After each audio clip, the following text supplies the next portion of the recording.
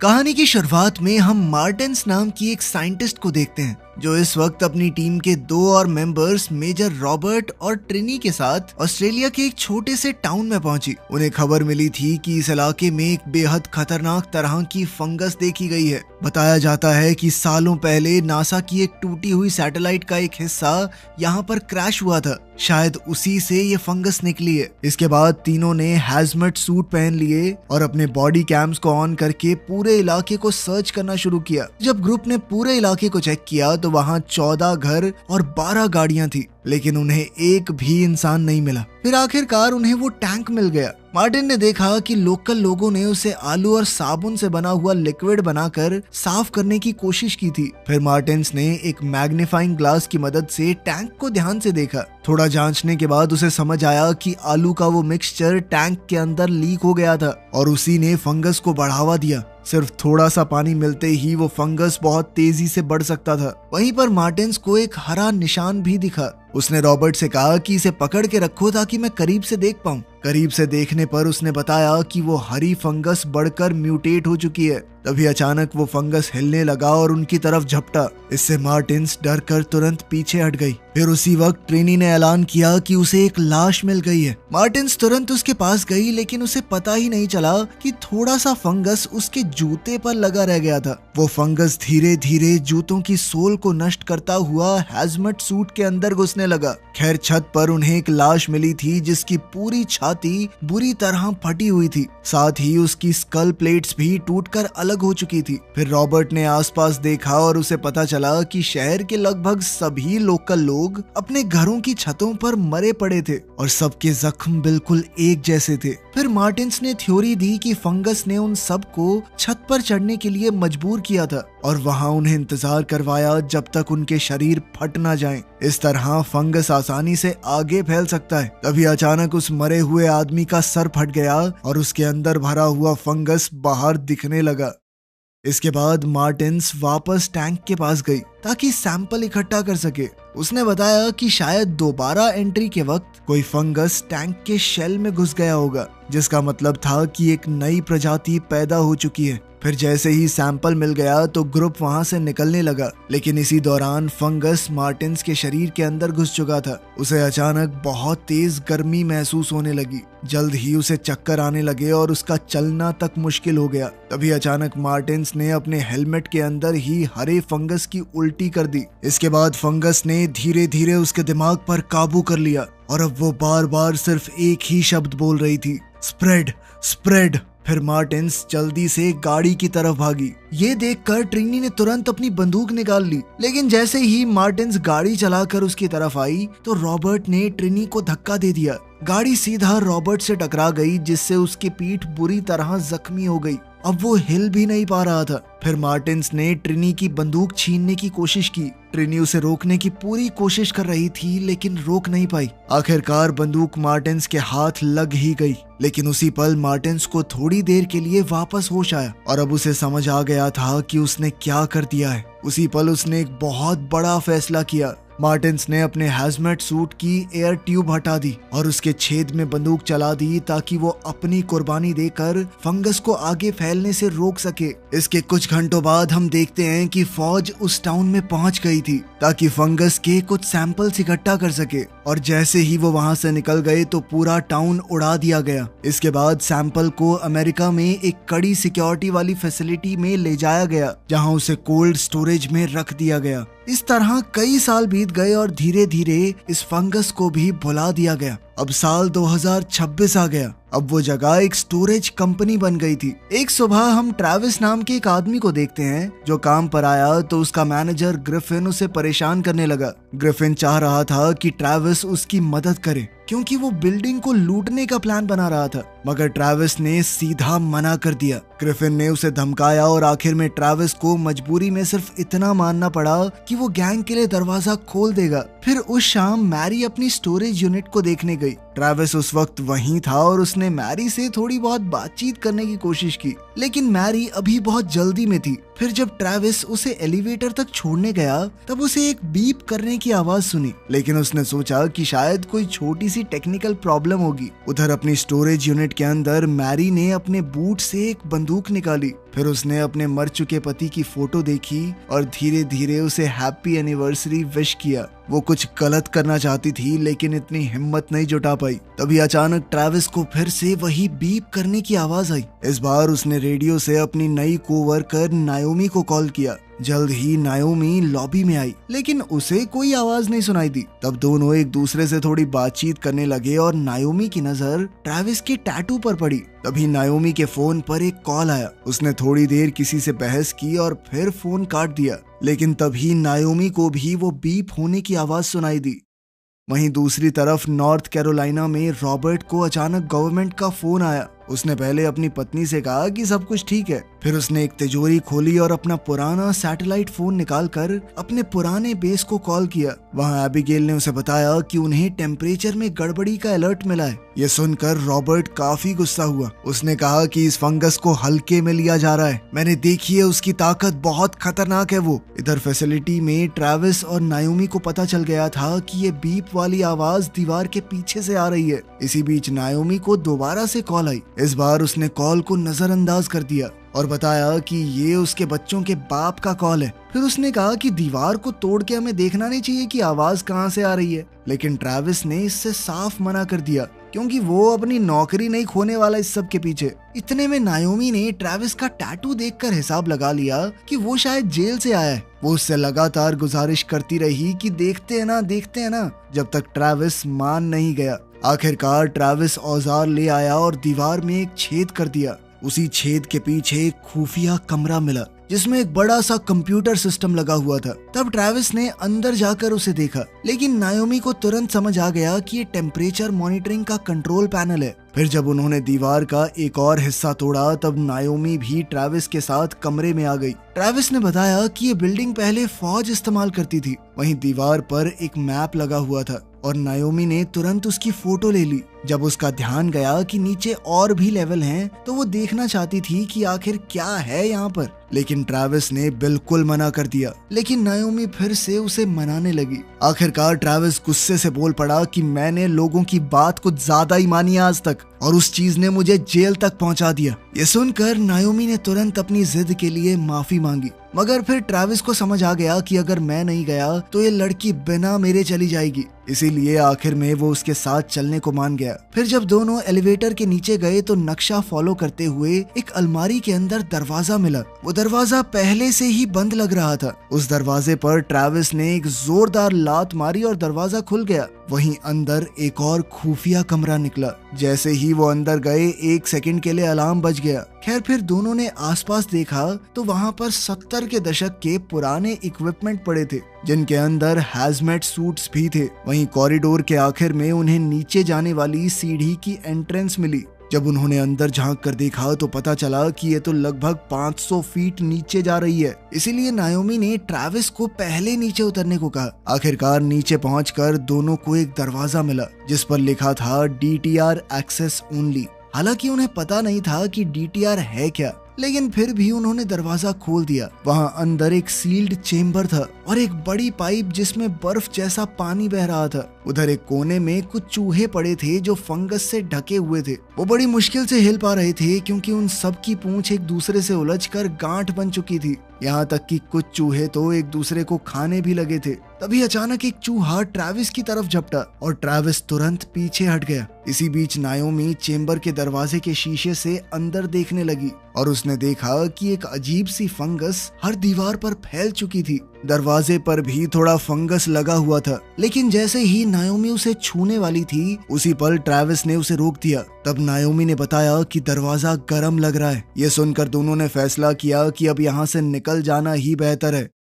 वहीं बाहर माइक अपनी गाड़ी पार्क कर रहा था और उसने गुस्से में स्टीयरिंग व्हील पर जोर से हाथ मारा। फिर वो अपनी बंदूक को घूरने लगा और नायोमी को कॉल किया, जिससे खुलासा हुआ कि वो उसके बच्चों का बाप है। मगर नायोमी ने कॉल नहीं उठाया तो माइक ने एक वॉइस मेल छोड़ दिया जहाँ वो चिल्ला ही रहा था कि नायोमी उसके फोन क्यों नहीं उठा रही। उसने बताया कि मैं बहुत बड़ी मुश्किल में हूँ। तभी अचानक उसकी गाड़ी के ट्रंक से आवाज सुनाई देने लगी। वो चेक करने गया और ट्रंक का दरवाजा हिलता हुआ देखकर डर गया। जैसे ही उसने ट्रंक खोला तो पता चला कि जो बिल्ली उसे मरी हुई लग रही थी वो असल में जिंदा है। माइक ने उस पर गोली चलाने के लिए सॉरी कहा, लेकिन तभी बिल्ली ने पलट कर दिखाया कि उसके चेहरे का आधा हिस्सा फंगस की वजह से गायब हो गया था। अब बिल्ली ट्रंक से बाहर कूदकर जमीन पर फंगस की उल्टी करने लगी। फिर वो गाड़ी की छत पर चढ़कर एंटीना तक चली गई, जहां एंटीना ने उसके सर को चीर कर रख दिया। उसी पल उसका पूरा शरीर फट गया और उसका गंदा खून माइक और पास खड़े कुछ हिरनों पर पड़ गया।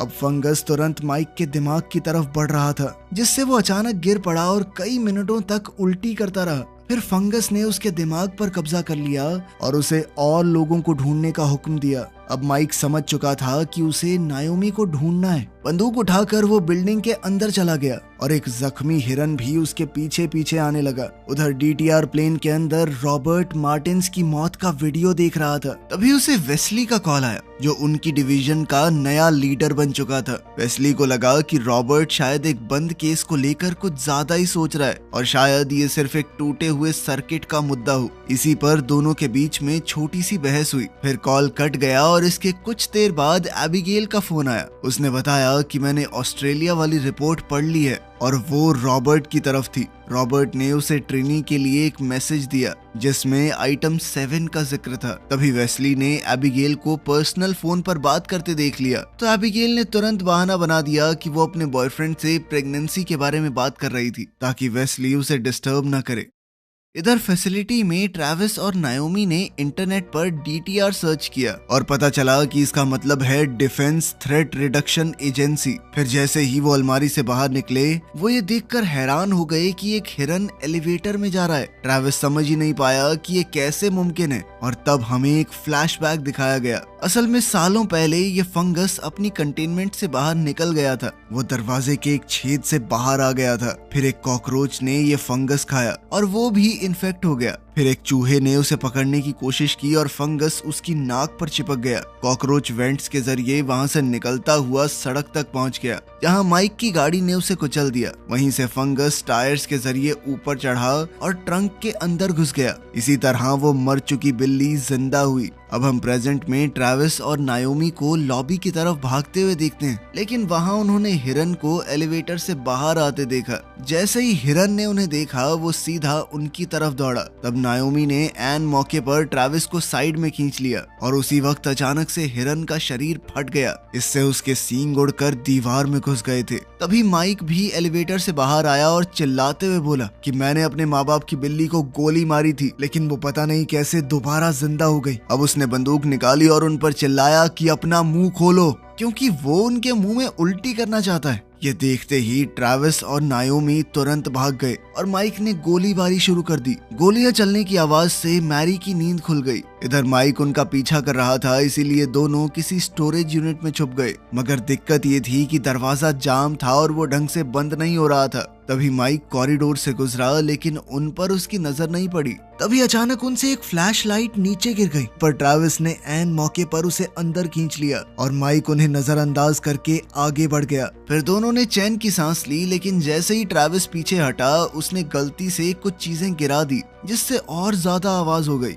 फिर थोड़ी देर में माइक वापस आ गया और अंदर हाथ डालकर उन्हें पकड़ने की कोशिश की। उसी पल ट्रैविस और नायोमी ने मिलकर दरवाजे को जोर से धक्का दिया और आखिरकार बंद कर दिया। उसी पल माइक को अपना हाथ बाहर खींचना पड़ा, जिसमें उसकी उंगलियां टूट चुकी थी और खून बह रहा था। फिर नायोमी ने इंटरनेट पर मदद के लिए नंबर ढूंढना शुरू किया। वहीं दूसरी ओर एयरपोर्ट पर रॉबर्ट को ट्रिनी पिक करने आई और उसे बताया कि स्टोरेज यूनिट तक जाने से पहले हमें आइटम 7 लाना पड़ेगा। तभी एबिगेल का कॉल आया और उसने बताया कि फैसिलिटी से एक सिविलियन लाइन पर है। फिर उसने दोनों कॉल्स कनेक्ट कर दी और अब नायोमी ने सीधा रॉबर्ट को पूरी सिचुएशन बताई, जबकि माइक बाहर दरवाजे पर जोर जोर से मार रहा था। सब कुछ सुनने के बाद रॉबर्ट ये समझ चुका था कि फंगस नए तरीके से फैल रहा है। उसने नायोमी से वादा किया कि वो जल्द ही वहां पर पहुंच रहे हैं और फिर उसे कुछ जरूरी आदेश दिए। उसने साफ कहा कि फंगस को किसी भी हाल में छूना मत, सब छुपे रहो और रॉबर्ट या एबिगेल के अलावा किसी से इस बारे में बात मत करना।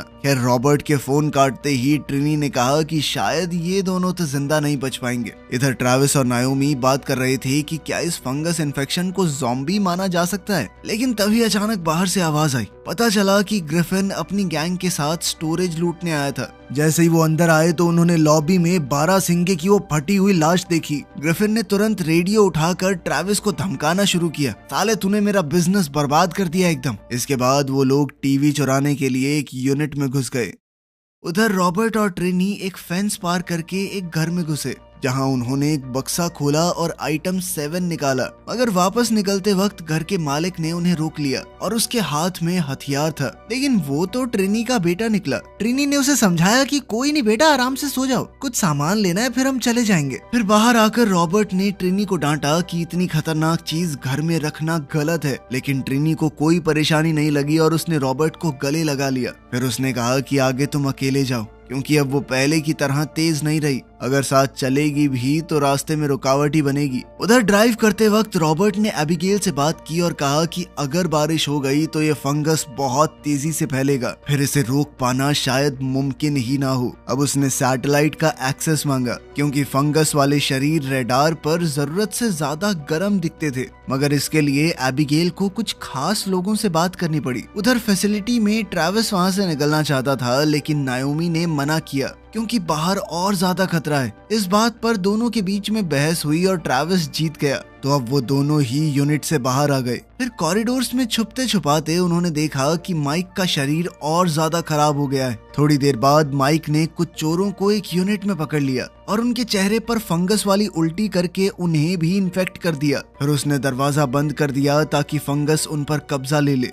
इसके बाद उसने ट्रैविस और नायोमी को देखा और उनका पीछा करने लगा। फिर जैसे ही वो उन तक पहुंचने वाला था, मैरी ने उसके सर में गोली मार दी और उसका शरीर कॉरिडोर में ही बुरी तरह फट गया। अब मैरी एलिवेटर में जाने ही वाली थी, लेकिन ट्रैविस ने ग्रिफिन की आवाज सुन ली तो वो उसे सीढ़ियों की तरफ ले गया। वहां जाते जाते मैरी ने अपनी बंदूक ट्रैविस को दे दी। इधर ग्रिफिन और फ्रेडमैन ट्रैविस को ढूंढने निकल गए और वहीं ट्रैविस ने बंदूक फेंक दी। बाहर वाले चोर इंतजार करते करते थक गए थे, तो वो आज के लिए थोड़े बहुत टीवी लेकर ही निकल गए। इसके बाद ट्रैविस ने ग्रिफिन का सामना किया और कहा कि माइक के शरीर से दूर रहना। उसी समय बंद यूनिट के अंदर इन्फेक्टेड चोर अपना आपा खो रहे थे और वो दरवाजे पर जोर जोर से मारने लगे। तब ट्रैविस ने समझाने की कोशिश की कि वो बहुत बुरी तरह से बीमार हैं, लेकिन ग्रिफिन फिर भी अड़ा रहा कि दरवाजे को खोलो। मगर जब ग्रिफिन ने ट्रैविस को धमकाने की कोशिश की, तब वो खून में फिसल गया और गलती से बंदूक चला दी, जो ट्रैविस के हाथ में लग गई।